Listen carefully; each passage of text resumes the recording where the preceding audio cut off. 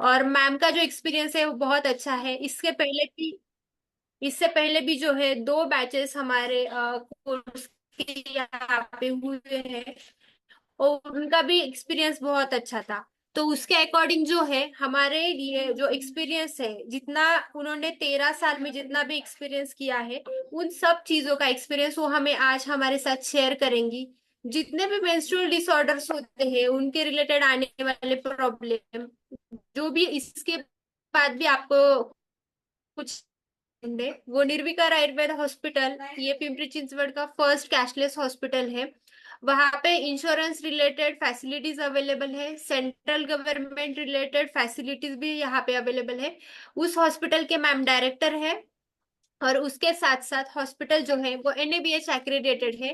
और जिस कोर्स में आप सब लोग आगे जाके हिस्सा लेने वाले हो, वो कोर्स भी एटैप अंडर, मतलब राष्ट्रीय आयुर्वेद विद्यापीठ अंडर रजिस्टर्ड है।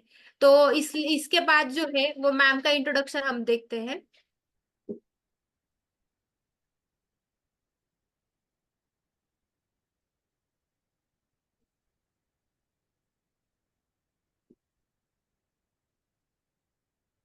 ठीक है।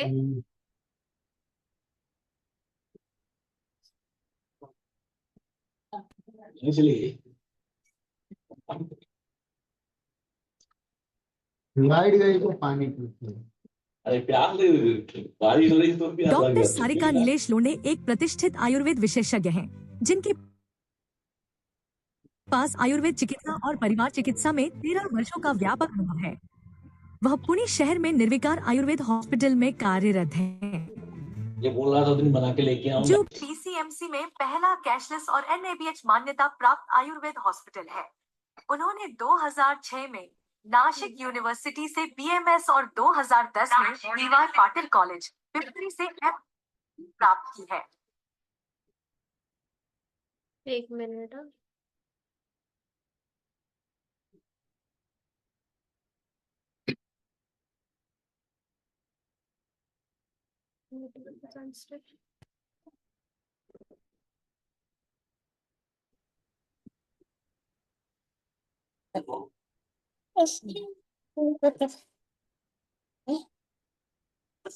ಓ ಕೊಡಮ್ಮ ನೀನ್ ಐಪ್ಯಾಡ್ ಕೊಡ್ತೀನಿ ಐಪ್ಯಾಡ್ ಕೊಡ್ತೀನಿ ಬಾ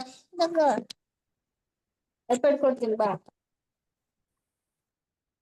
डॉक्टर सारिका नीलेश लोणे एक प्रतिष्ठित आयुर्वेद विशेषज्ञ हैं, जिनके पास आयुर्वेद चिकित्सा और परिवार चिकित्सा में 13 वर्षों का व्यापक अनुभव है। वह पुणे शहर में निर्विकार आयुर्वेद हॉस्पिटल में कार्यरत हैं, जो PCMC में पहला कैशलेस और NABH मान्यता प्राप्त आयुर्वेद हॉस्पिटल है। उन्होंने 2006 में नासिक यूनिवर्सिटी से BMS और 2010 में DY पाटिल कॉलेज पिंपरी से MD की डिग्री प्राप्त की है। डॉक्टर सारिका जी ने 2010 में जय गणेश साम्राज्य भोसरी पुणे में अपने OPD की शुरुआत की और 2018 में 2500 स्क्वायर फीट में सुसज्जित आयुर्वेद हॉस्पिटल की स्थापना की, जिसमें आयुर्वेद पंचकर्म और IPD की सुविधाएं उपलब्ध हैं। उन्होंने नीरा मया हॉस्पिटल चिंचवड पुणे 2008 से 2009 और Ruby care services Pimpri Pune 2009 से 2010 में भी कार्य किया है। डॉक्टर सारिका जी ने आयुर्वेद और योग पर कई राष्ट्रीय और अंतर्राष्ट्रीय सेमिनारों में भाग लिया है और कई लेख विभिन्न पत्रिकाओं और न्यूज़पेपर्स में प्रकाशित किए हैं। उन्होंने वुमन हेल्थ, किशोरावस्था के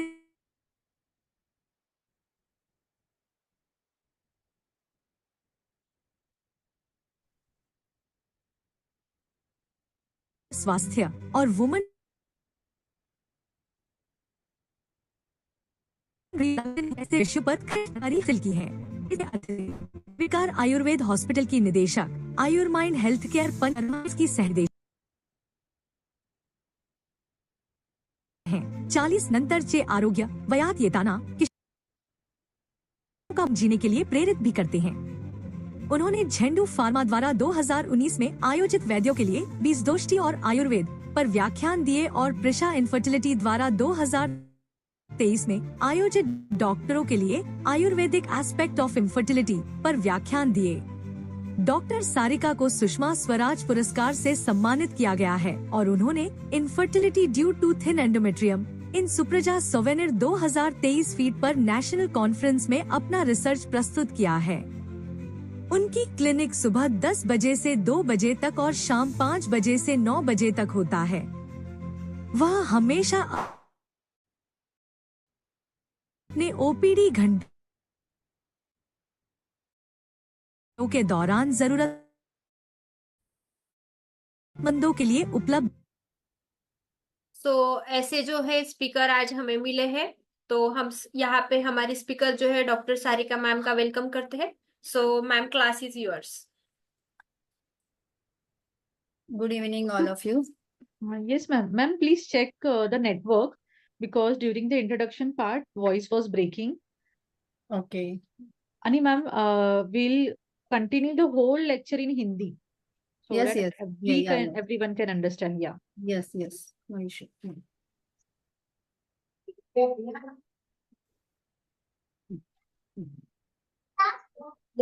Good evening, all of you. आज का जो लेक्चर है हमारा, हम ओपन केस डिस्कशन जो है वो करने वाले हैं। Menstrual disorder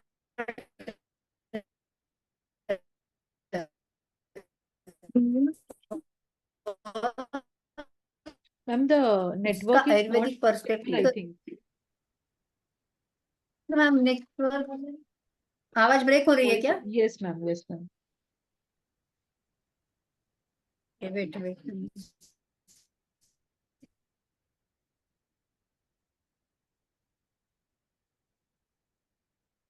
Delegate, just wait for 2 minutes.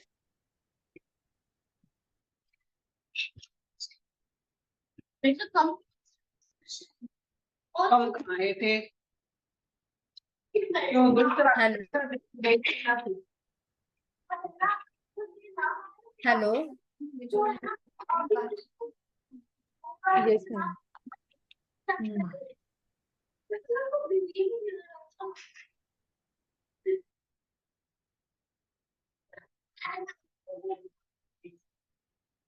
हमारी क्लास टीचर बबीता मैम और दूसरे क्लास टीचर हर्षा मैम।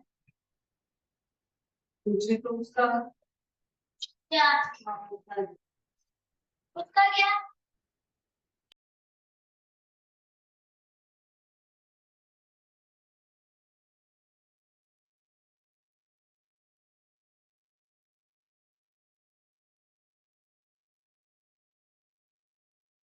मेरी आवाज आ रही है अभी? Yes, ma'am. यस, आ रही है ना?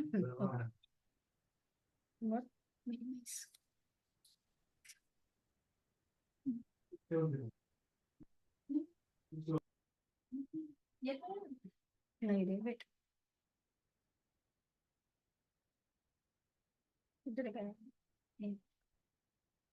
Once we start sharing the screen, that time you can keep your video off, ma'am. Okay Only okay. video, or that time also it will improve the network. Sharing. एक minute.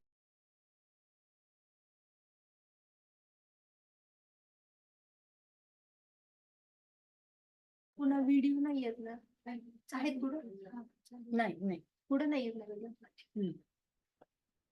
अभी हम धन्वंतरी स्तवन से आगे की अपनी लेक्चर जो है वो स्टार्ट करेंगे। तो मैं सबको विनती करती हूँ, एक सिर्फ 2 मिनट आपकी हाथ जोड़े और धन्वंतरी जी का स्तवन करें।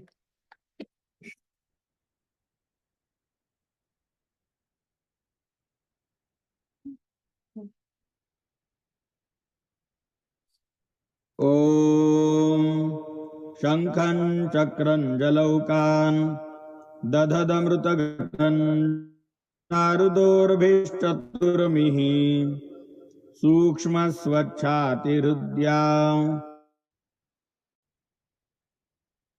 शुकपरिविलसन् मौलिमं भोजनेत्रं कालाम्भोदोज्ज्वलाङ्गं तटविलसत् चारुपीताम्बराढ्यम् वन्दे धन्वन्तरिं तन् निखिलगदवनप्रौढदावाग्निलीलम् ॐ धन्वन्तरये नमः।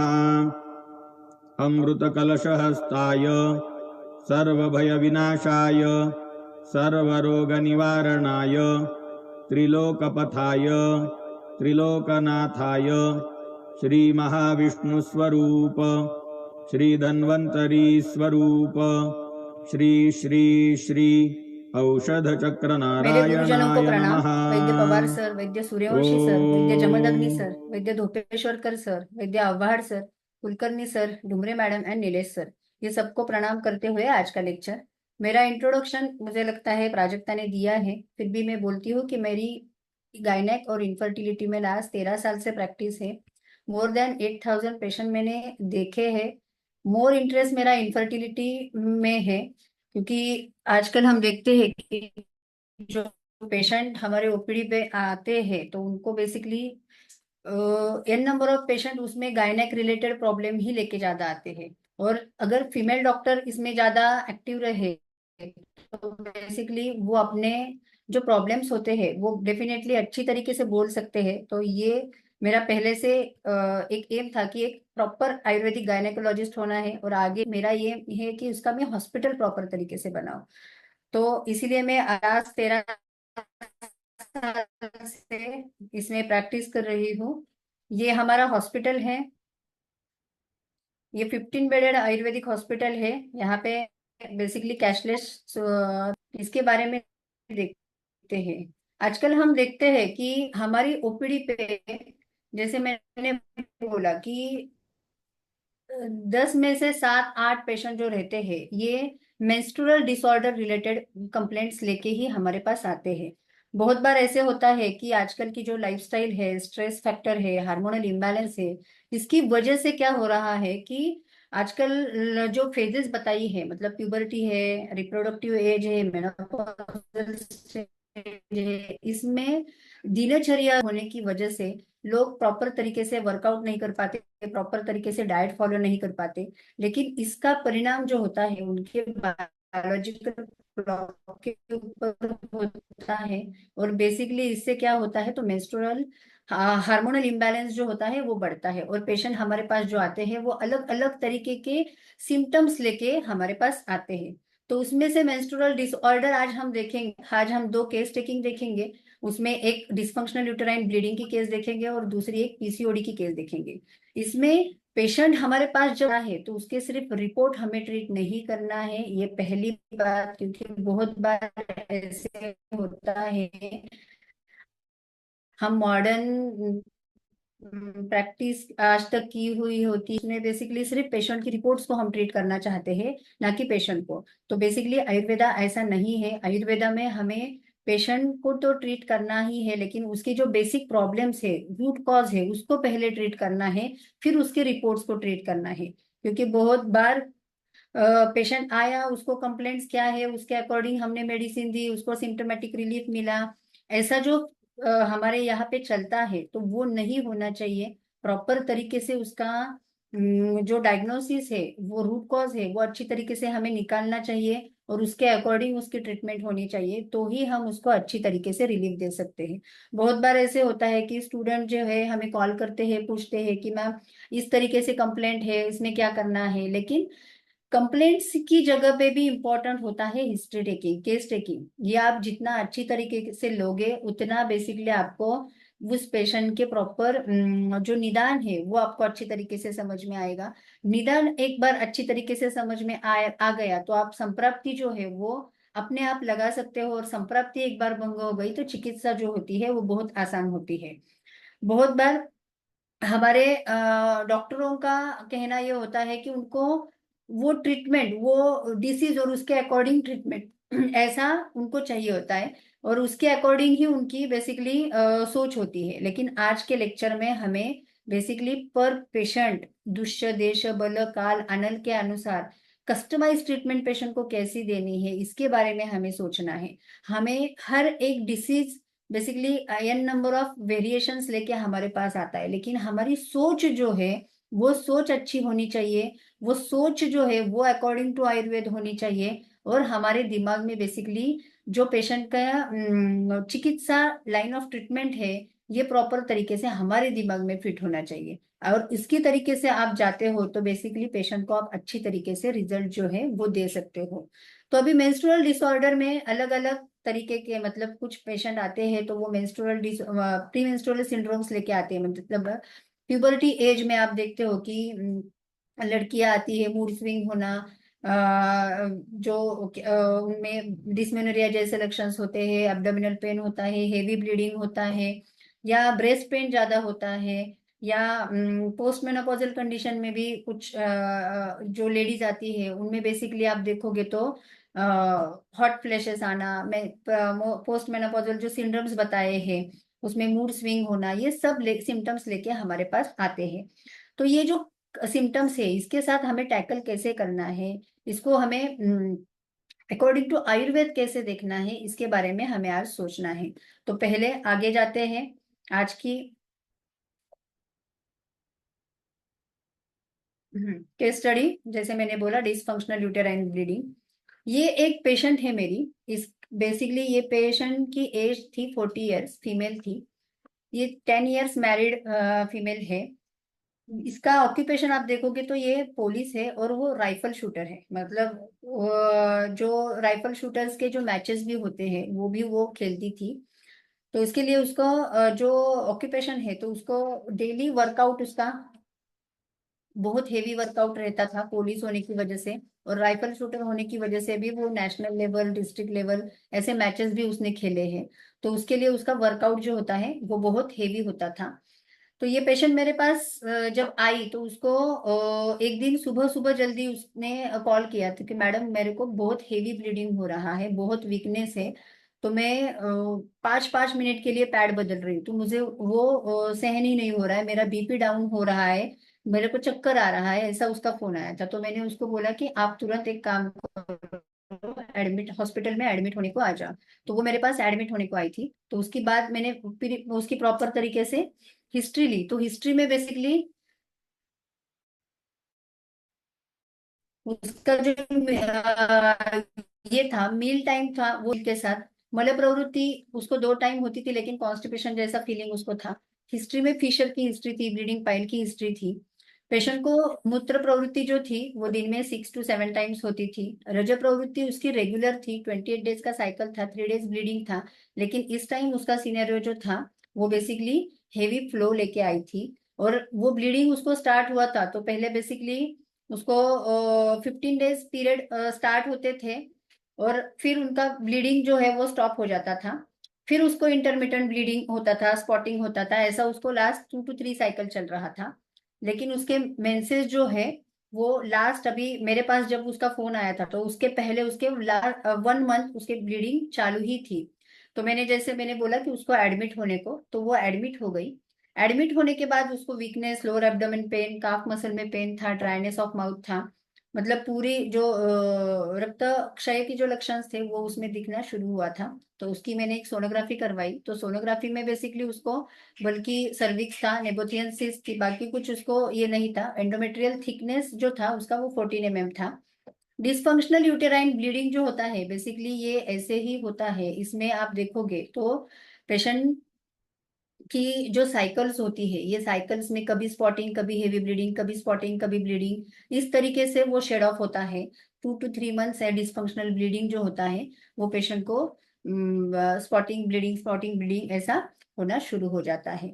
तो इस कंडीशन में अकॉर्डिंग टू आयुर्वेदा अपनी केस टेकिंग जो होती है वो प्रॉपर तरीके से लेने के बाद उसकी जो आहारज हेतु थे, निदानज हेतु थे, उसका हमने जो डायग्नोसिस बनाया वो पित्तवात का प्रकोप, पित्त रक्त की दृष्टि और उसके कारण रज की वृद्धि ऐसा था।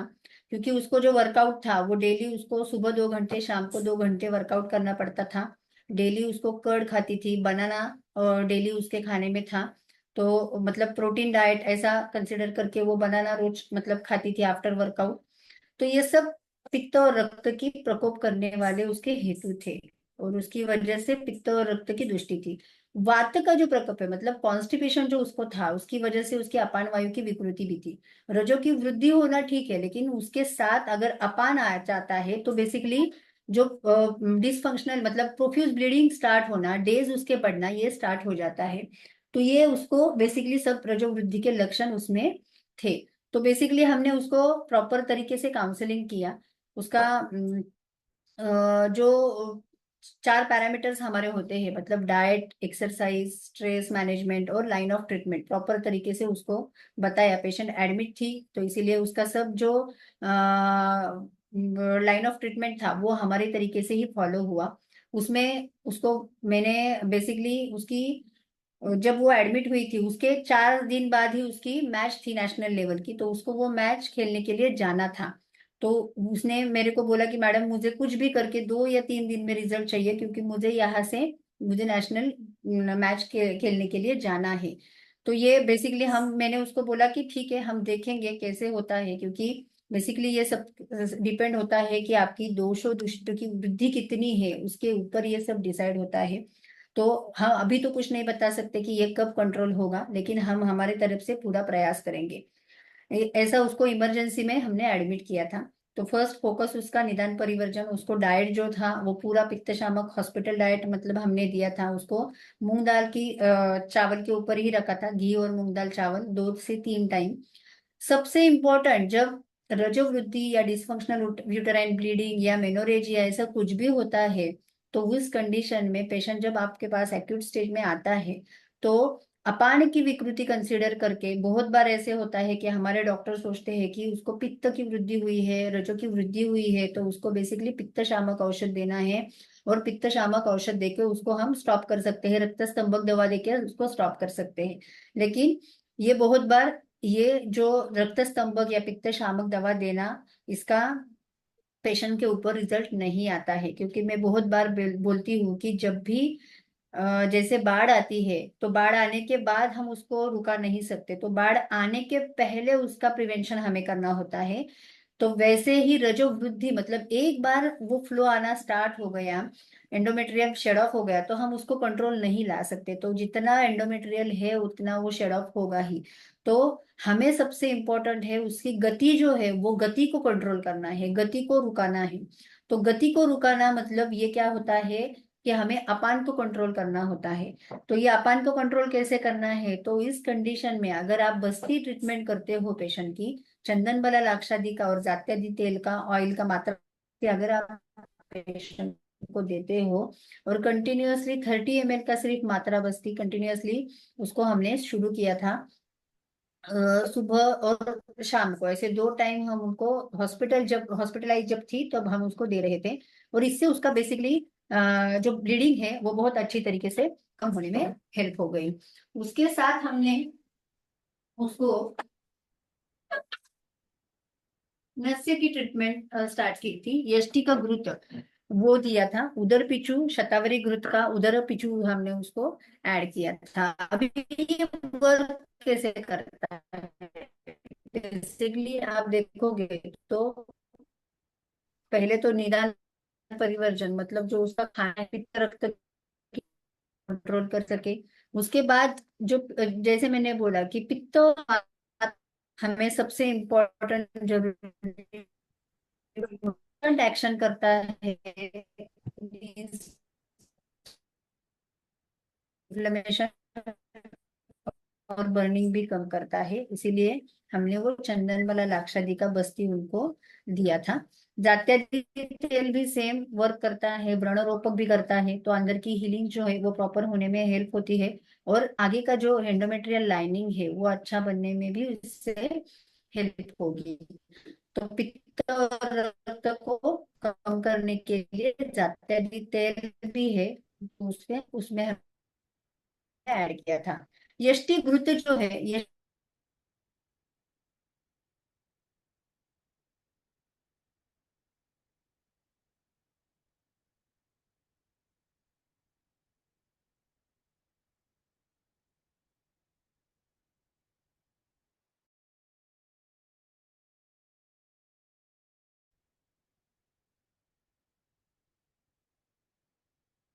Ma'am, from here, your voice is not at all audible.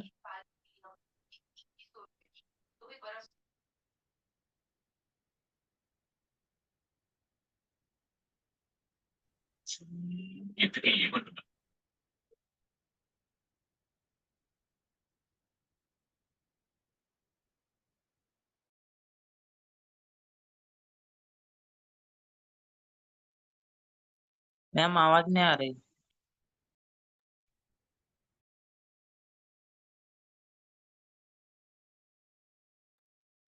Ma'am आवाज नहीं आ रही।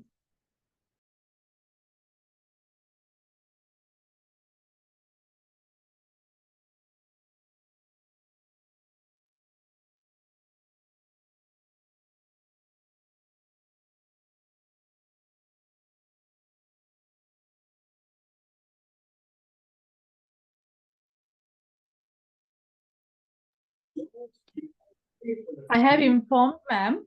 She is checking. She will join again. Okay. Please wait.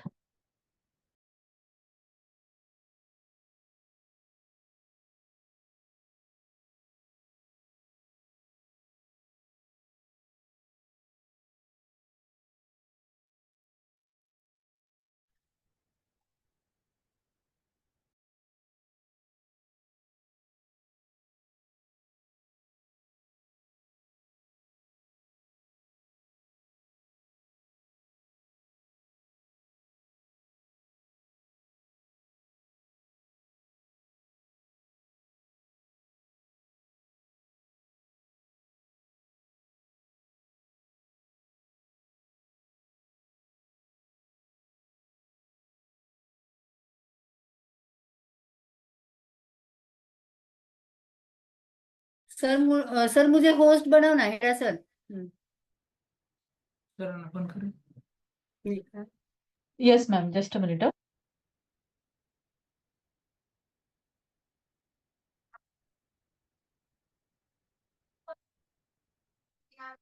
मौसम में ठंडा हो रखा है और मम्मी जब ये मंदिर साहब तो मैंने सीधा दिन में छोटा मोटा काम है उसको मैंने बता देती हूँ क्योंकि अभी थोड़ी देर में हमने मार्केट जाना है काम खत्म करके करेंगी वही आदमी रोटी करी क्योंकि बाद में गए फिर नाश्ता किया अम्मा को भी रेडी किया तो वहां पहुंचा सड़क में अम्मा को सब्जी थी बैठाया पानी वाली पिलाया फिर गाड़ी में बैठ के हमको पहुंच बुकवाली पोखर यहाँ से मैंने इतनी सिम ले ली और कुछ बस मान रास्ते को पूरा की थी बातें करी फिर हम चले टूर गाँव ये हमारे टाइगर ताजी का गाँव है जिन्होंने कर बनाया अब तो गए थे grand Ma'am, please check now.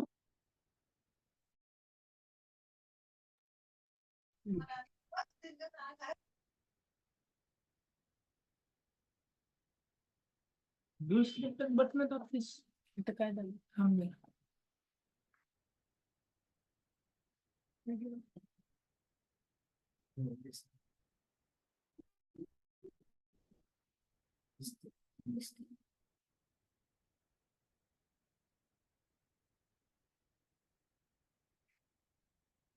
मेरी आवाज आ रही है ना? तो अभी मैंने जैसे बोला कि निदान परिवर्जन बस्ती चिकित्सा उनको की थी। तो बस्ती बेसिकली क्या करता है? वात पित्त का शमन करना और स्रोत शोधक शोधन करना, इंटरनल हीलिंग करना, ये सब काम बस्ती करता है। तो चंदन बला लाक्षादी जो तेल होता है ये रक्त प्रसादक प्लस वात पित्त हर ऐसा काम करता है और इन्फ्लेमेशन जो है या बर्निंग जो है वो रिड्यूस करने के लिए हेल्प करता है।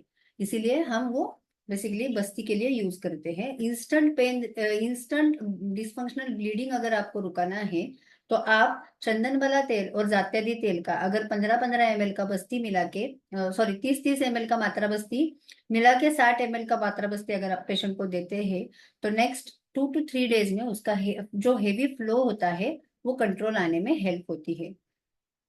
आगे इंटरनल मेडिसिन में हमने उनको कामदुदा, पाठा, धमासा, अनंता, शतावरी कल्प, चंद्रकला रस, रक्तस्तंभक दिया था, चंदनासव, दुर्वा कल्प।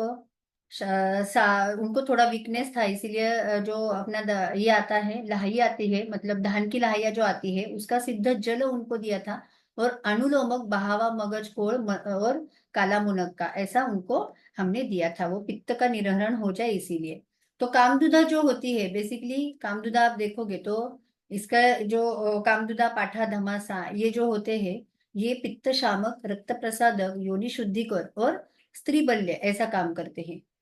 चंद्रकला जो रस है इसमें बेसिकली रक्त पित्तहर और रक्त स्तंभक ऐसा उसका फंक्शनिंग है और चंदनासव और रक्त स्तंभक इनका भी काम रक्त शामक है। और पित्त शामक है। तो ये ड्रग्स हमने उसमें यूज किए थे वो पेशेंट में। दुर्वा कल्प, दुर्वा स्वर, जैसे हम बोलते हैं कि भगवान गणपति को दुर्वा अच्छी है, प्यारी है, क्योंकि उसके पीछे भी एक स्टोरी है, मतलब हमारी पौराणिक स्टोरी, जिसमें हम बोलते हैं कि जैसे भगवान गणपति जब लड्डू खा रहे थे तो ज्यादा लड्डू खाने की वजह से उनके पेट में जैसे क्या हुआ था, एक प्रकार की बर्निंग सेंसेशन, दाह शुरू हुआ था। तो वो दाह कम करने के लिए भगवान गणपति जी को हमने पार्वती माँ ने उनको दुर्वा का स्वरज दिया था।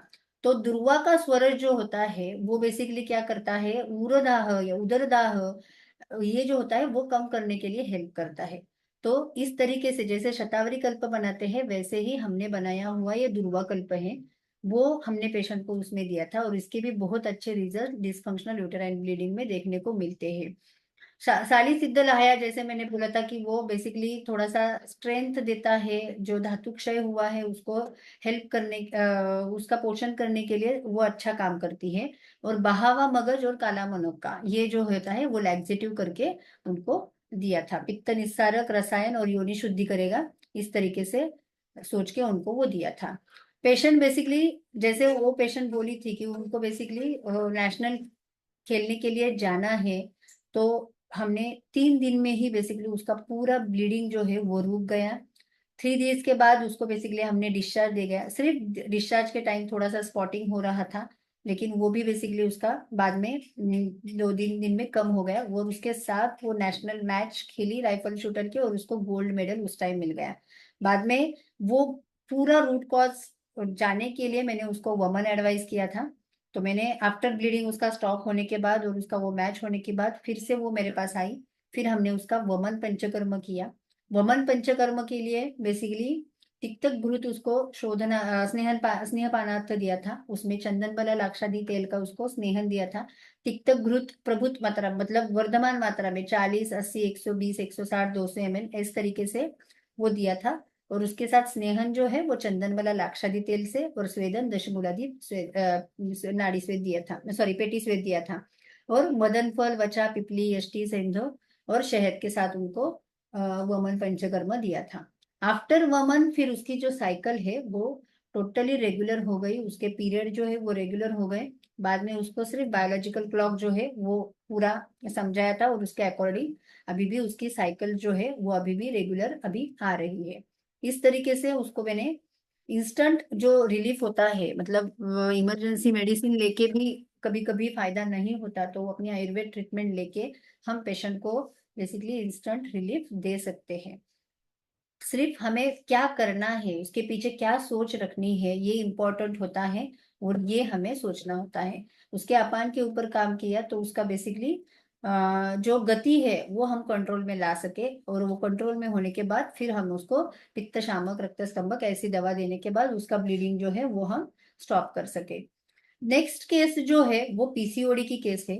बेसिकली ये भी अभी रिसेंटली हुई केस है। इसमें इसका एज जो है वो 23 की अनमैरिड लड़की है। वेट उसका 62.5 था।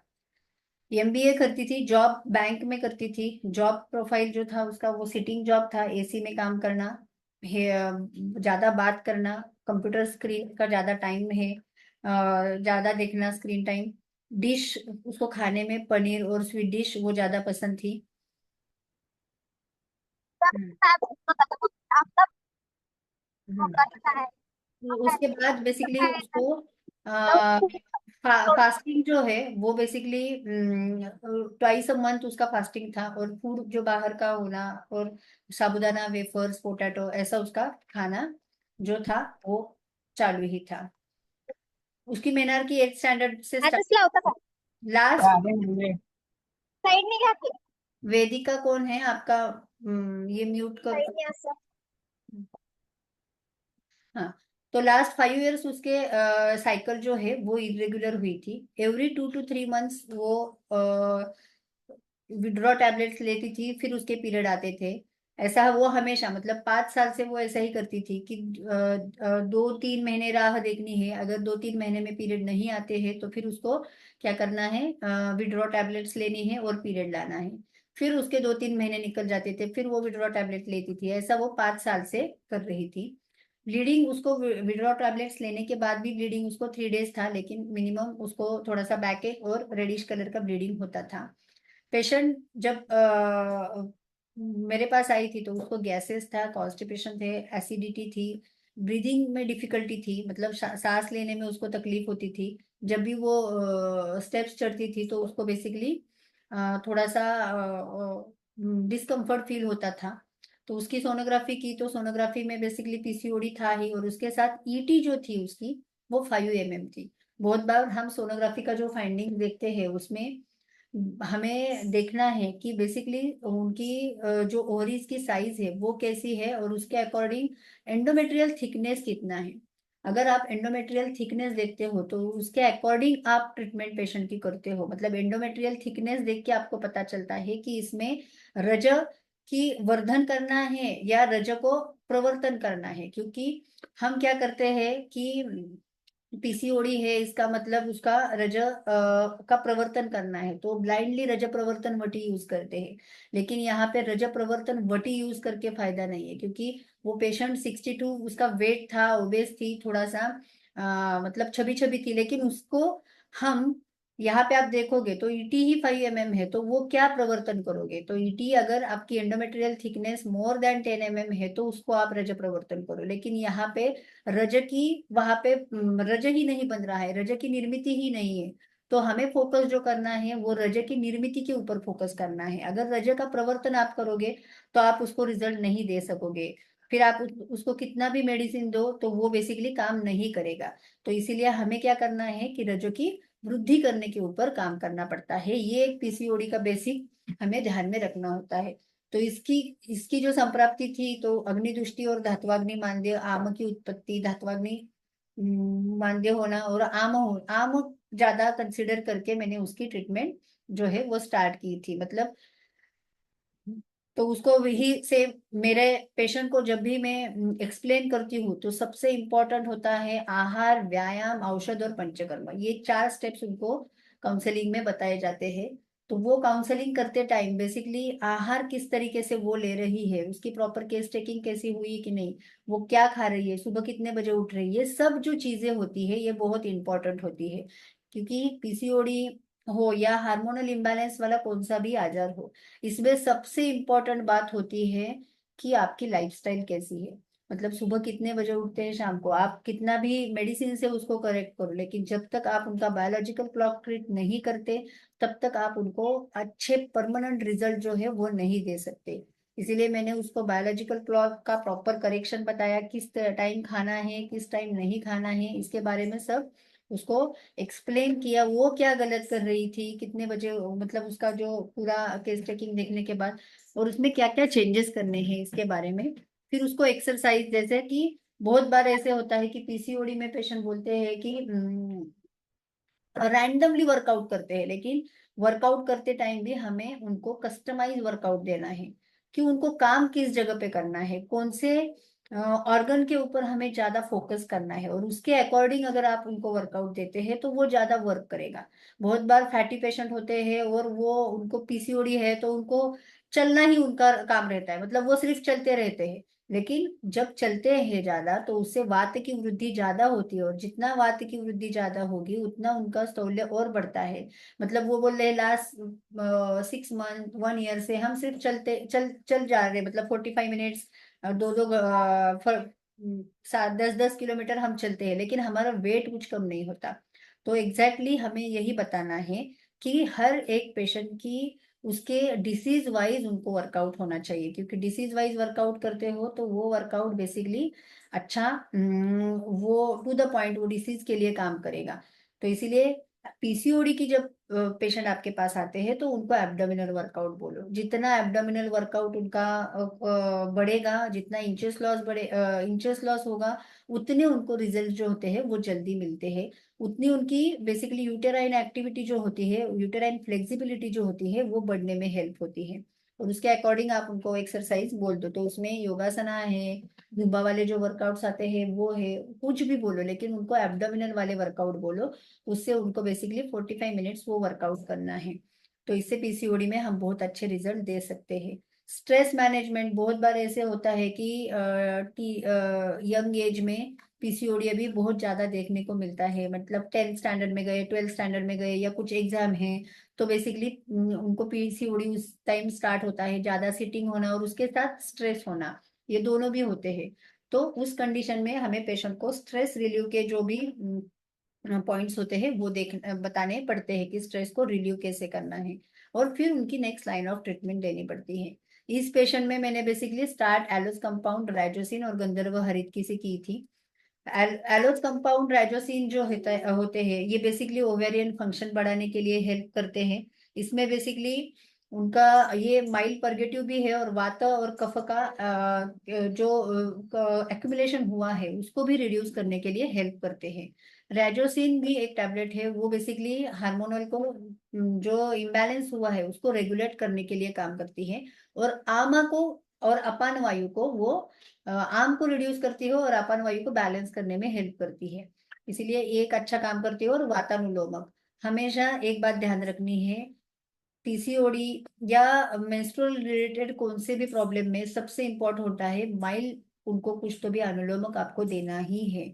तो वो कुछ भी आप दे सकते हो अकॉर्डिंग टू पेशेंट, गंधर्व हरित दे सकते हो, कृमि विरेचन दे सकते हो, अभिपत्ति करवटी दे सकते हो, या आरगवत कपिला दे सकते हो। अकॉर्डिंग टू पेशेंट का कोष्ठ देख के आपको वो डिसाइड करना है उनको क्या देना है। लेकिन इस तरीके से अनुलोमक आप जितना अच्छा दोगे उतना बेसिकली क्या होता है कि आम जो है वो निकलने के लिए हेल्प होता है, और वात का अनुलोमन होता है, क्योंकि आप उसका स्थान देखोगे यूटेरस का तो वो बेसिकली है एब्डोमेन में और रेक्टम के आगे। तो रेक्टम का फंक्शन जितना अच्छा रहेगा, मलाशय का फंक्शन जितना अच्छा रहेगा, उतना यूटेराइन एक्शन जो होती है वो अच्छी रहती है। इसलिए उसको मैंने अनुलोमक दिया था, और एक स्त्री व्याधि हरण रस टैबलेट है वो उनको हमने दी थी, और पीसिस्ट ओ करके टैबलेट दी थी, मतलब वो नेक्स्ट फॉलोअप में दी थी। पहले उनको एलएस कंपाउंड, राइजोसिन और गंधर्व हरित की ऐसा दिया था, और नेक्स्ट फॉलोअप में पेशेंट को स्त्री व्याधि हरण रस, एलोस कंपाउंड, पीसिस्ट और गंधर्व हरित की ऐसा पेशेंट को दिया था। उसको उनको पीरियड आ गए, मतलब उनको 23 को पीरियड, उसके बाद मैंने उनका वमन प्लान किया। वमन से बेसिकली हमारे ग्रंथों में बोला है कि जब भी ज्यादा दोष बढ़ जाते हैं तो उसको बेसिकली संशोधन करना चाहिए, संशोधन करते हो तो बेसिकली हम उनको और अच्छा रिजल्ट दे सकते हैं। तो इसीलिए संशोधन करने के लिए वमन उसको मैंने सजेस्ट किया था, तो वो वमन प्रॉपर तरीके से उनका किया। वमन करने के बाद बेसिकली उसके जो पीरियड है वो आ गए, और उसके बाद अभी उसकी थर्ड पीरियड जो है वो रेगुलर आ गए। तो उसकी अभी ट्रीटमेंट मेरे पास चालू है, लेकिन हमें ये ध्यान में रखना है कि ट्रीटमेंट कब तक करनी है, मतलब विदाउट एनी मेडिकेशन आपकी वो ट्रीटमेंट जो है। बहुत बार ऐसे होता है कि पीसीओडी वमन करने के बाद पीरियड रेगुलर हो जाते हैं तो पेशेंट ट्रीटमेंट छोड़ देता है, लेकिन उनको पहले ही हमारे काउंसलिंग में ये बताना है कि टिल आपके 3 पीरियड जब तक रेगुलर नहीं आते हैं विदाउट एनी मेडिकेशन, तब तक आपको ये ट्रीटमेंट चालू रहनी है, और उसके साथ आपको डाइट और एक्सरसाइज जो है वो फॉलो करनी है। इस तरीके से अगर आप बेसिकली पेशेंट को ट्रीट करते हो तो उनको आप अच्छी तरीके से रिजल्ट दे सकते हो। कौन से भी डिसीज को अगर हमें ट्रीट करना है तो सबसे इम्पोर्टेंट होती है हिस्ट्री, डायग्नोसिस और ट्रीटमेंट। तो हिस्ट्री में सबसे इम्पोर्टेंट तो हम आगे अभी इस लेक्चर सीरीज में वो देखने ही वाले हैं कि हिस्ट्री किस तरीके से ली जाते हैं, ईच एंड एवरी पॉइंट को कितना इम्पोर्टेंट है, और उसको हम स्त्री रोगा के साथ, इसको हम मेंस्ट्रुअल डिसऑर्डर के साथ, हार्मोनल इम्बैलेंस के साथ कैसे कोरिलेट कर सकते हैं, इसके बारे में हम वो आगे पूरे ये जो हमारी सीरीज है उसमें हम देखने ही वाले हैं। तो बेसिक आपको मेंस्ट्रुअल हिस्ट्री लेते टाइम भी इतने पॉइंट्स होते हैं कि वो हमें लेना जरूरी होता है। वो आप जितना लोगे उतना आपको वात पित्त कफ दोष जो है उसको आप सेग्रीगेट करना सीखोगे, और जितना वात की वजह से है, पित्त की वजह से है या कफ की वजह से है, ये अगर आप सेग्रीगेट करना सीख गए तो बेसिकली ट्रीटमेंट जो होती है वो बहुत आसान हो जाती है, हम पेशेंट को कम समय में ज्यादा रिजल्ट जो है वो दे सकते हैं। तो ये कुछ पॉइंट्स है जो हमें हिस्ट्री लेते टाइम ध्यान में रखना है कि पेशेंट को क्या है, मतलब पेशेंट को पीरियड के डेज कैसे आते हैं, पेशेंट की जैसे पीरियड उसको मेनार्की कब स्टार्ट हुआ था, मेनार्की स्टार्ट होते टाइम वो जल्दी हुई थी, मतलब अगर उसको नाइन्थ एज में ही पीरियड स्टार्ट होते हैं तो वो पित्त की वृद्धि है, अगर उसको 14th या 15th में पीरियड आते हैं वो तो कफ की वृद्धि है। ऐसा ही हमें हर दोषों के साथ हम उसको कोरिलेट कर सकते हैं एक एक पॉइंट को लेके। वैसे ही सिम्टम्स होते हैं, मतलब उसको ज्यादा नौशिया फीलिंग है, वोमिटिंग है, तो वो रस वृद्धि है, तो उस कंडीशन में आप वमन करवा सकते हो। उस कंडीशन में जी कुछ पेशेंट ऐसे होते हैं कि उनको at the time of period loose motions होते हैं, तो उस कंडीशन में उनको पित्त की वृद्धि ज्यादा है, तो उस कंडीशन में आप उनको विरेचन करवा सकते हो। तो शोधन कौन सा करना है ये भी हमें उस टाइम डिसाइड कर सकते हैं। तो इसीलिए केस टेकिंग का ईच एंड एवरी पॉइंट जो होता है ये बहुत इंपॉर्टेंट होता है। मेंस्ट्रुअल फिजियोलॉजी जो होती है वो दोषों के साथ कैसे कोरिलेट करनी है यह हमें पता होना चाहिए। इसीलिए हमें रजकाल कैसा क्या होता है, रज ऋतुकाल क्या होता है, ऋतु व्यतीत काल क्या होता है, ये सब हमें पता होना चाहिए। ये आगे की जो वेब सीरीज हम लेने वाले हैं उसमें हम यही सब देखने वाले हैं कि बेसिकली एनाटॉमी फिजियोलॉजी जो है, अगर एनाटॉमी और फिजियोलॉजी आपकी परफेक्ट है तो मतलब उसमें भी ज्यादा फिजियोलॉजी और वो अकॉर्डिंग टू आयुर्वेद अगर परफेक्ट है तो आप बेसिकली पेशेंट की जो ट्रीटमेंट है वो अच्छी तरीके से कर सकते हो। तो उसमें जो स्टेजेस होते हैं उसको भी हमें रजकाल में क्या करना है, रजकाल में कौन से दोष बढ़ते हैं, नेचुरली कौन से दोष बड़े होते हैं। मतलब एक जस्ट एग्जांपल दूंगी कि रजकाल जो होता है वो वात का बोला है, ऋतुकाल जो होता है वो कफ का बोला है, और ऋतु व्यतीत काल जो बोला है वो पित्त का होता है। ये तीन प्रोमिनेंट दोषा जो होते हैं ये स्टेज के अकॉर्डिंग होते हैं। और उसको आप देखोगे तो पेशेंट की कंडीशंस कैसी है, मतलब पेशेंट को अगर स्त्राव होते टाइम वेदना होती है तो वो वात की वृद्धि ज्यादा है, दाह होता है तो वो पित्त की वृद्धि ज्यादा है। पेशेंट को अगर क्लॉटिंग ज्यादा है या ग्रथिल घन भाव है तो उसमें बेसिकली कफ की वृद्धि ज्यादा है। इस तरीके से आप कोरिलेट कर सकते हो। या आगे आप वात की वृद्धि है तो बेसिकली पेशेंट वात वात का आधिक्य है तो सशुल स्त्राव होगा, पित्त का आधिक्य है तो स्राव का आधिक्य ज्यादा होगा, या कफ का आधिक्य है तो ग्रथिलता या पिच्छिलता ज्यादा रहेगी। तो ये कोरिलेशन अगर डिस्टर्ब हो जाता है तो उसके अकॉर्डिंग ही पेशेंट को डिसीज होते होते हैं। मतलब कष्टार्थ है, मतलब उसको सशुल स्त्राव हो रहा है तो ये डिसमेनोरिया मतलब ये वात के आधिक्य से है। पित्त मतलब उसको ब्रदर पीरियड में प्रोफ्यूज ब्लीडिंग हो रहा है, 5 दिन 6 दिन 7 दिन, किसी किसी को 8 9वें दिन पे भी ब्लीडिंग होता रहता है, तो वो स्त्राव ज्यादा है, इसका मतलब उसके पीछे पित्त का आधिक्य ज्यादा है और उसके अकॉर्डिंग ट्रीटमेंट करनी है। कफ का आधिक्य रहेगा तो स्कैंटी मेंसेस होते हैं, ओलिगोमेनोरिया। बहुत बार पेशेंट ऐसे बोलते हैं कि वेट जो जिनका वेट ज्यादा होते हैं वो पेशेंट बोलते हैं कि उनको बेसिकली स्कैंटी मेंसेस है, तो उसमें ग्रथिलता और पिच्छिलता ज्यादा है। तो उस कंडीशन में आप थोड़ा सा आम के ऊपर काम करोगे तो बेसिकली उनको आप अच्छी तरीके से रिजल्ट दे सकते हो। इस तरीके से जो छोटे छोटे पॉइंट्स होते हैं इसका कोरिलेशन होता है, इसकी जो फिजियोलॉजी है उसका कोरिलेशन जो होता है दोषों के साथ वो हमें समझना बहुत इंपॉर्टेंट होता है। और ये एक बार आपका कंसेप्ट क्लियर हो गया तो दवा जो मेडिसिन है, मेडिसिन आप कौन से भी यूज करो, क्योंकि मेडिसिन जो होते हैं वो आप उसको कैसी कमांड देते हो, वो मेडिसिन को आप क्या थॉट देते हो उसके अकॉर्डिंग ही वो आगे जाके जो है वो काम करने वाला है। इसीलिए सबसे इम्पोर्टेंट बात होती है कि आपके कंसेप्ट क्लियर होने चाहिए, आपको उसके पीछे क्या करना है, कैसे कैसे आपको वहां तक पहुंचना है, ये इम्पोर्टेंट है। मतलब अगर वात की वृद्धि ज्यादा है तो मुझे उसका वात का शमन करना है, धातुओं का वर्धन करना है, ये हमें मतलब पता होना चाहिए। और ये सब जो चीजें होती है वो हम केस टेकिंग से अच्छी तरीके से निकालवा सकते हैं। इसीलिए केस टेकिंग एक बहुत इंपॉर्टेंट पॉइंट होता है। केस टेकिंग आप जितनी अच्छी तरीके से लोगे उतना आपको बेसिकली डायग्नोसिस अच्छा हो जाता है, और एक बार डायग्नोसिस अच्छा हो गया तो आप पेशेंट को जो लाइन ऑफ ट्रीटमेंट होती है वो अच्छी तरीके से बता सकते हो और उनको अच्छी तरीके से रिजल्ट दे सकते हो। तो आज हमने ये 2 केसेस देखे। अगर इसमें किसी को कुछ प्रॉब्लम रहेगा या मतलब कुछ क्वेश्चंस रहेंगे तो वो पूछ सकते हैं। कुछ क्वेश्चंस है तो हम वो लेंगे। एक आगे जो हमारी ये लेक्चर सीरीज है बेसिकली इसमें हम जो आगे इनफर्टिलिटी के केसेस है उसको अकॉर्डिंग टू आयुर्वेदा कैसे देखना है ये देखेंगे। फिर जो मेन मेन एडोनोमायोसिस एंडोमेट्रियोसिस सर के कॉम्प्लिकेटेड केसेस जो होते हैं उनको कैसे ट्रीट करना है ये हम आगे इसमें देखने वाले हैं।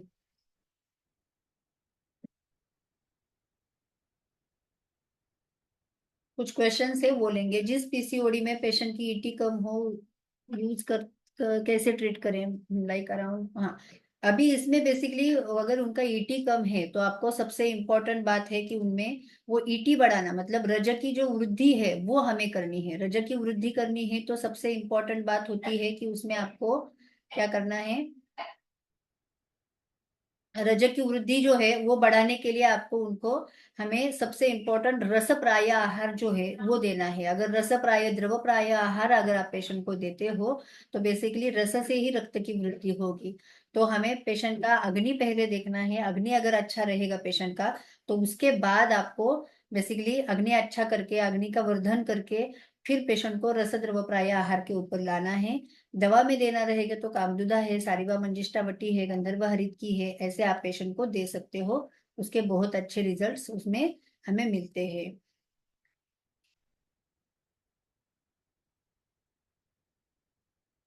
आगे after 2 to 3 years LSES, if blood flow is scanty only 2 days, how to regularize HB1AC level। एक मिनट। हाँ, HB1 लेवल 14 पॉइंट, अच्छा HB14 है, सॉरी, TSH इज नॉर्मल है। 2 to 3 year हुआ है, LSES हुआ है, तो इसका मतलब ये आपको ये बात ध्यान में रखनी है। तो उसका एब्डोमिनल फैट जो है पेशेंट का वो ज्यादा रहेगा। तो जैसे मैंने बोला था कि पेशेंट को बेसिकली एब्डोमिनल फैट जो है वो कम करने के ऊपर फोकस करो आप।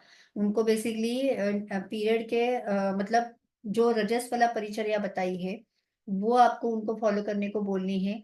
मेन उनका फोकस जो है वो आहार और व्यायाम के ऊपर होना चाहिए। जैसे भी उनका फैट जो होता है वो लॉस होता है, क्योंकि इसमें बेसिकली सीजर के बाद उन्होंने शेकोटी जो लेते हैं 1.25 महीना, सूतिका परिचर्या बोली है, वो अच्छी तरीके से फॉलो की है कि नहीं वो भी उनको पूछना है।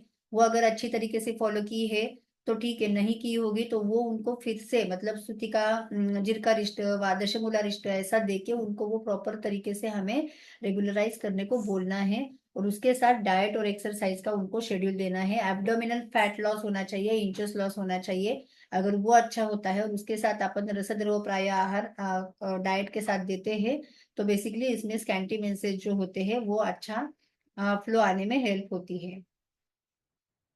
लीन पीसीओडी भी बेसिकली वैसा ही है, कृशता है तो बेसिकली लीन पीसीओस मतलब वही होता है कि एंडोमेट्रियल लाइनिंग जो होता है वो बहुत कम होता है।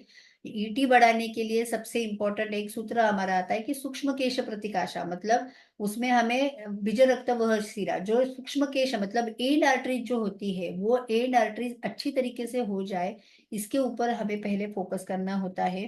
तो वो एंड आर्टरीज का फ्लो बढ़ाना, मतलब जो जो गर्भाशय को पोषण करने वाली आर्टरीज है उसका जो वहां पे जो धात्वाग्नि होने की वजह से, मतलब लीन पीसीओज में बहुत बार ऐसे होता है कि धात्वाग्नि मांद्य होने की वजह से वहां पे रस रक्त धातुओं का पोषण ही नहीं होता और उसकी वजह से एंडोमेट्रियल थिकनेस जो होता है वो कम होता है। तो उस कंडीशन में सबसे इंपॉर्टेंट पहले जैसे मैंने बोला कि अग्नि का वर्धन करना है। अग्नि का वर्धन करने के लिए आप लघुमालिनी वसंत यूज करो। उसमें आप बेसिकली आरोग्यवर्धिनी दे सकते हो, गंधर्व हरित की दे सकते हो। एक बार उनका अग्नि का वर्धन होने के बाद उनको आप बेसिकली थोड़ा सा कुमारी आसव है या अपना कामदुदा है, सारिवा मंजिष्टावटी है, पुष्पधनवा है, मधुमालिनी वसंत है, ये आप उनको दे दो तो उससे एंडोमेट्रियल थिकनेस बढ़ाने में बहुत अच्छा फायदा होता है।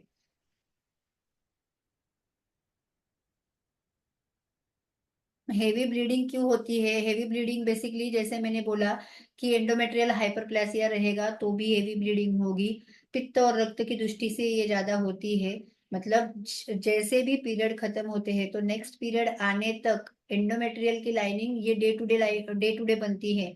तो वो बनते टाइम आप कैसा डाइट लेते हो, कैसे आहार लेते हो, उसके ऊपर एंडोमेट्रियल डिफाइन होता है। और वो एंडोमेट्रियल डिफाइन होते टाइम, वो शेड ऑफ होते टाइम हेवी ब्लीडिंग अगर अपान की विकृति हो गई तो बेसिकली हेवी ब्लीडिंग जो होता है वो स्टार्ट होगा। तो इसमें आपको सबसे इम्पोर्टेंट पित्त की और वात की मतलब अपान की जो दृष्टि है उसको कंट्रोल करना है, तो अपने आप हेवी ब्लीडिंग को ट्रीट कर सकते हो।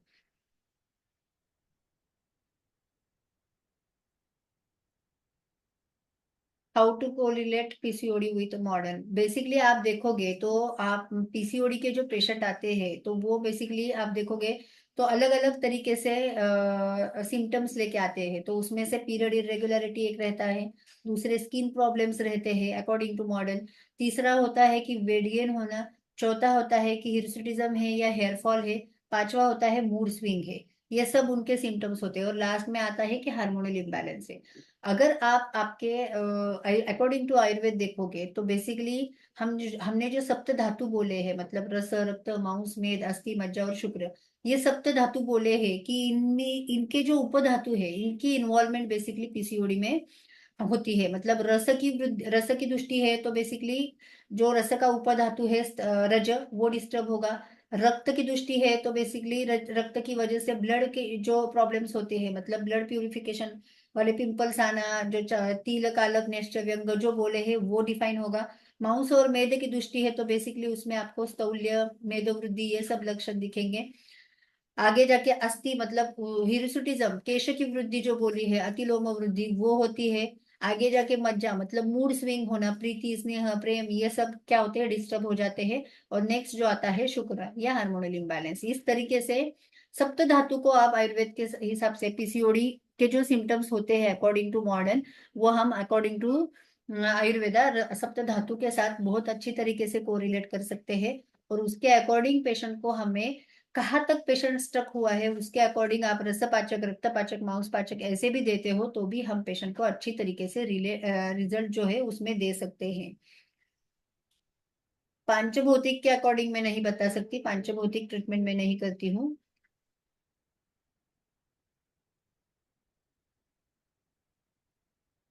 आप रिपोर्ट में प्रोडक्शन टाइप करनी है। आफ्टर डीएनसी अगर सीवियर ब्लीडिंग हो रहा है तो USG report retain production type है। तो उसमें बेसिकली आप सूतिका अवस्था में हम जो देते हैं, मतलब आप उसमें दशमूला रिष्ट और जिरका रिष्ट ऐसे दोनों दे दो, या बाड़न काढ़ा जो आता है वो भी दे सकते हो, वो गर्भाशय का शोधन करेगा। तो गर्भाशय शोधन करने के लिए जो द्रव्य हम यूज करते हैं वो दे सकते हैं। तो उसमें सबसे इंपॉर्टेंट है दशमूला रिष्ट, दूसरा सूतिका रिष्ट, सॉरी जिरका रिष्ट, और बाड़न काढ़े जो आते हैं वो भी आप उसमें दे सकते हो, तो वो गर्भाशय का शोधन करने में हेल्प हो सकती है। यस, रिकॉर्डिंग अवेलेबल है इसका। 18 ईयर्स ओल्ड पेशेंट है, एमेनोरिया, यूएसजी नॉर्मल, कफ प्रवृत्ति, 70 kg, उसमें क्या ट्रीटमेंट देना है। पेशेंट स्टूडेंट है तो उसको बेसिकली जैसे मैंने बोला लाइफस्टाइल के ऊपर फोकस करो। 18 ही एज है, ज्यादा मेडिकेशन यूज करने की जरूरत नहीं है। आप लाइफस्टाइल मैनेजमेंट करते हो, उसको डेली वर्कआउट बोलते हो, डेली उसको 45 मिनट्स वर्कआउट बोलो। स्टूडेंट फेज रहेगी, थोड़ा ये रहेगा, लेकिन उसका फोकस मेन आपके वेट लॉस के ऊपर होना चाहिए। उसका वेट अकॉर्डिंग टू उसके एज बेसिकली 55 to 60 के बीच में होना चाहिए। तो उसको 10 kg वेट लॉस करने को बोलो, उससे बहुत अच्छा फायदा उसको होगा। वेट लॉस के लिए करने के लिए ज्यादा मेडिसिन, लड़की 18 ईयर्स की है तो मेडिसिन यूज करने की जरूरत नहीं है।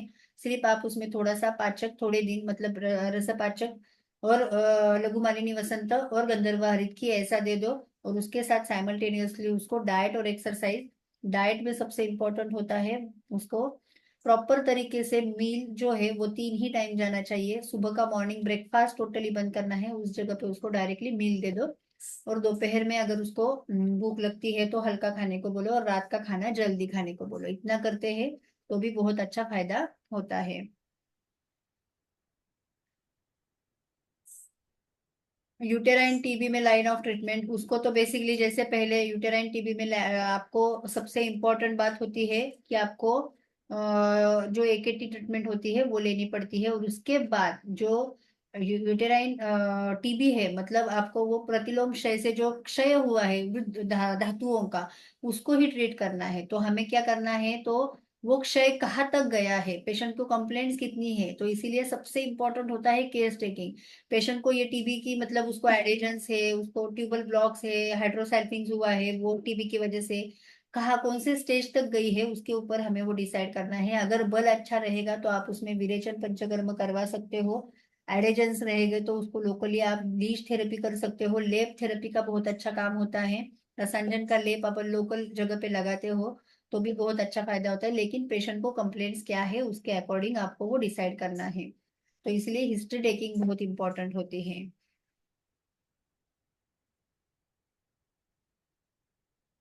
पीसीओडी के डिफरेंट केसेस वो हम डिटेल में बेसिकली देखेंगे कि डिफरेंट एजेस की बजाय हमें वो देखना है कि पेशेंट संतर्पण वाला है या अपतर्पण वाला है। या आप जितना देखोगे उतना अच्छा फायदा होगा, क्योंकि बहुत बार ऐसे होता है कि एज मतलब टीनेज की लड़की प्यूबर्टी वाली लड़की रहेगी या रिप्रोडक्टिव वाली लड़की रहेगी, फिर भी उनका अगर वेट कम है तो वो हमें एज अ अपतर्पण संप्राप्ति पीसीओडी करके लीन पीसीओस करके उसको कंसिडर करना है। तो एज के अकॉर्डिंग डिफरेंट करते ना हुए हमें संतर्पण या अपतर्पण इसके अकॉर्डिंग हमें उसको डिफर करना है। वमन बेसिकली उसकी जब तक आप आमाशय की शुद्धि नहीं करते तब तक बेसिकली उसको वात पित्त की भी दृष्टि रही, अपान की विकृति रही, फिर भी लेकिन उसका मेन ओरिजिन था वो बेसिकली था कि वो डेली उसका खाना मतलब वो डेली कर्ड लेना, डेली बनाना जो खाना, ये उसकी वजह से आमाशय समुद्भव ये ज्यादा था, उसकी वजह से ही उसकी पित्त और रक्त की दृष्टि हुई थी। तो पित्त और रक्त की दृष्टि कहाँ से होती है, तो मेन आमाशय से होती है। तो हमें पहले आमाशय को क्लीन करना है। आमाशय को क्लीन करोगे तो आगे जो भी हम उसको डाइट बोलेंगे उसके अकॉर्डिंग उसके आगे की साइकिल रेगुलर होगी, इसीलिए उसका वमन हमने वहां पे किया था।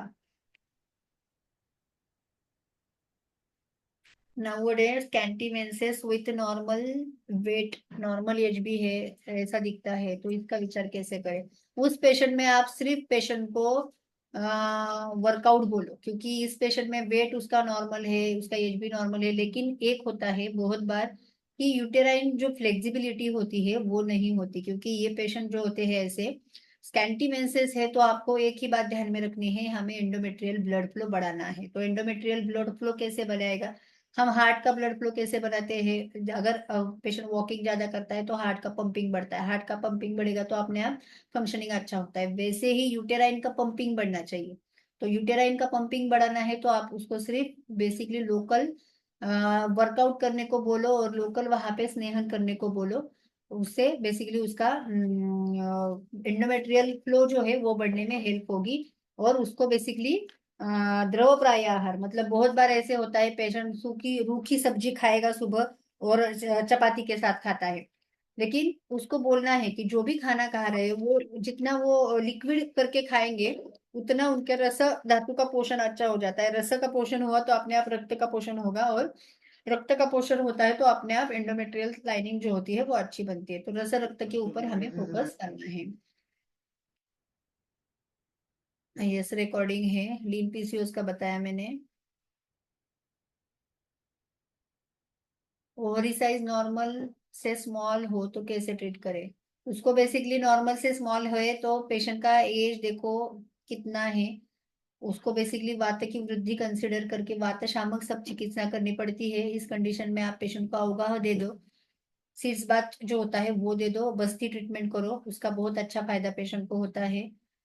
और लोकली उसको सॉरी इंटरनली उसको थोड़ा सा बल्य जो होते हैं मतलब अश्वगंधा शतावरी विदारी कंद ऐसा अग्नि अच्छा है क्या वो देख के फिर उसको गर्भाशय बल्य ट्रीटमेंट स्टार्ट करो।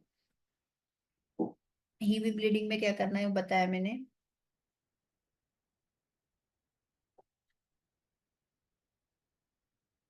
फलग्रुत यूजफुल है, लेकिन आपको अग्नि अच्छा रहेगा तो ही फलग्रुत अच्छा काम करता है, क्योंकि फलग्रुत को भी डाइजेस्ट करना पड़ता है, ये ध्यान में रखो, क्योंकि ईटी उनकी बड़ा नहीं है और अग्नि अच्छा नहीं रहेगा और आप सिर्फ डायरेक्टली उत्तर बस्ती फलग्रुत का कर रहे हैं तो वो ज्यादा वर्क नहीं करता, ईटी नहीं बढ़ती। तो पहले पेशेंट का अग्नि अच्छा करो और बाद में फिर आपको मतलब वो अग्नि गर्भाशय का भी अग्नि अच्छा होना चाहिए और फिर आपको उसको फलग्रुत दे दो तो वो बहुत अच्छा काम करता है। इसीलिए पेशेंट को डाइट और एक्सरसाइज के ऊपर फोकस करने को बोलो और बाद में उसका पंचकर्म करने के बाद फिर उसको आप फलग्रुत से ये करो उत्तर बस्ती करो तो वो अच्छा फायदा होता है। इंटरनली भी फलग्रुत आप दे सकते हो, लेकिन उसको अग्नि अच्छा होना चाहिए।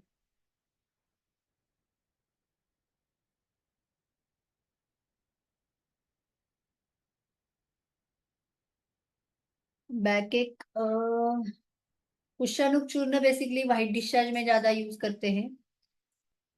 व्हाइट डिस्चार्ज अगर रहेगा तो उस कंडीशन में श्वेत प्रदर जिसमें बेसिकली वो भी बेसिकली कुशानुक जो चूर्ण होता है वो हमें व्हाइट डिस्चार्ज में भी टाइप्स होते हैं, मतलब वो वातज की वजह से, पित्तज की वजह से या कफज की वजह से, उसके अकॉर्डिंग हमें वो डिसाइड करना पड़ता है। लेकिन जिस कंडीशन में वातज वृद्धि रहेगी, लिक्विड वाटरी डिस्चार्ज रहेगा, तो उस कंडीशन में पुष्पाणु अच्छा काम करता है। Backache is common almost all girl during menstruation, but girl use for vomiting during the menstrual every time। हाँ, मैंने बोला कि अगर उनको वोमिटिंग हो रही है तो उसको रस की वृद्धि ज्यादा है, ये रस वृद्धि वाले लक्षण है। तो उस पेशेंट में बेसिकली जैसे भी पीरियड खत्म होते हैं, आप रसपाचक और लघु मालिनी वसंत दे दो, तो वो अपने आप नेक्स्ट पीरियड आने तक उसको दे दो, तो अपने आप उसकी रस की जो वृद्धि हुई है वो धीरे धीरे कम होने में हेल्प होगी, और उसकी वोमिटिंग जो है वो कम होती हो जाएगी।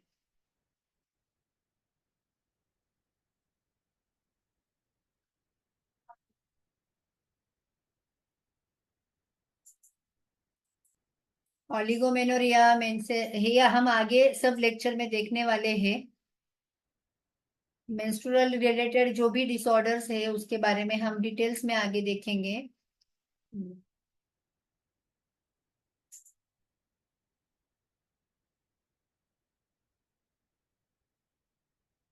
मुझे लगता है आपके जो क्वेश्चंस रहेंगे वो मुझे पर्सनली मैसेज करो। अभी एक्चुअली 10:15 हो गए हैं और अभी भी 30 क्वेश्चंस पेंडिंग है।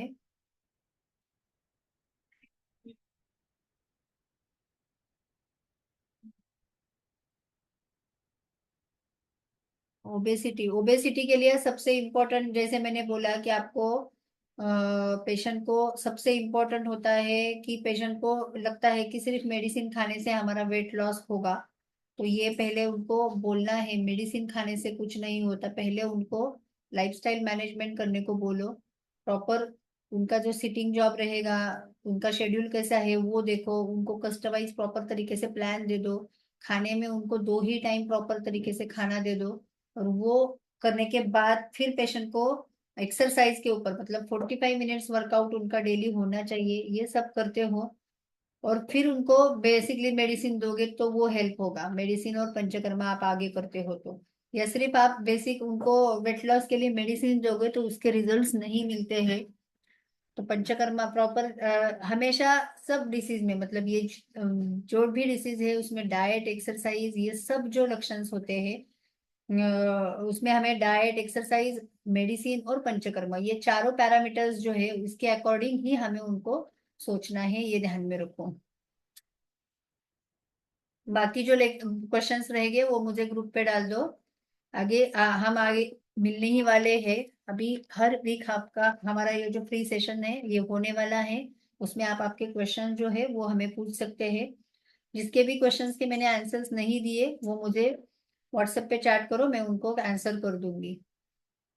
चलो, थैंक यू सो मच।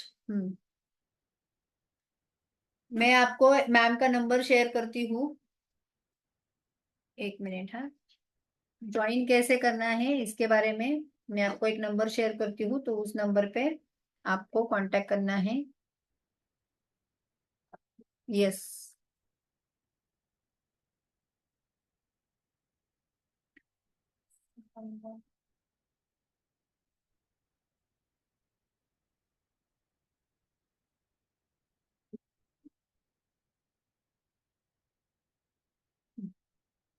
मेरा भी नंबर मैं शेयर करती हूँ, अगर किसी को कुछ क्वेश्चंस रहेंगे तो वो मुझे इस नंबर पे पूछ सकते हो। मुझे व्हाट्सएप पे बेसिकली ये करो, मैं आपको वो लिंक शेयर करूंगी ग्रुप की, तो आप ज्वाइन कर सकते हो। चलो, thank you so much.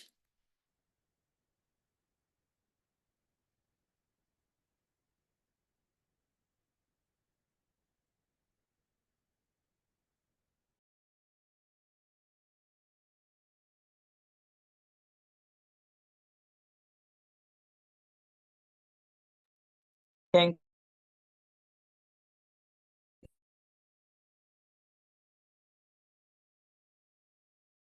Recording group पे शेयर होगी। हाँ, ग्रुप दूसरा मैं मुझे आप कांटेक्ट करो, मैं आपको ग्रुप में ऐड करती हूँ।